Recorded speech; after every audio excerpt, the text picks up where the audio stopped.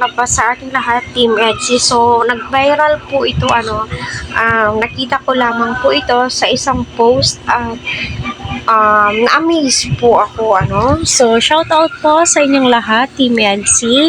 Sana ay nasa mabuti po kayong kalagayan. So, wow, Etsy, nag-first kiss na. So, question mark po yan, So, bago po ako mag-umpisa, ako po lubos nagpapasalamat sa inyo. Naway patuloy po natin suportahan si Kalingap Rab, Kuya Val, Kalingap Edu, Ate Edna, Dr. Love, at ang buong team.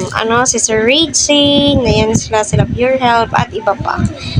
So dito, totoo nga ba? So, alam naman po natin, yung mga Team Etsy po natin, ang gagaling mag-edit ng mga pictures, ng mga videos, no? So, ma-amaze ka talaga na pwede pala yung gano'n. Ito po yung photoshoot po nila, At makikita naman po natin na nag-viral po siya kasi nga po, malaki po yung views niya Kahit nasa Facebook, ang laki po ng views po nito.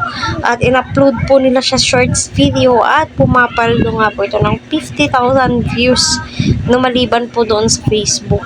So, masasabi mo po talaga na marami ang umaasa na someday magkakatuluyan si Edo at saka si Vian. So, yes, andun na po tayo sa part na yon at malinaw na, maliwanag na at feel nating lahat na sure na nga po ito.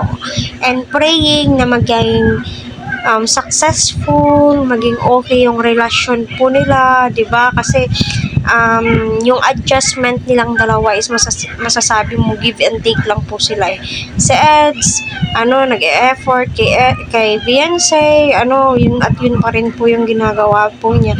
At saka si Beyonce, tulungan niyang mag-vlog. Itong si Kalingap Edu, siya yung tighawak ng camera sometimes.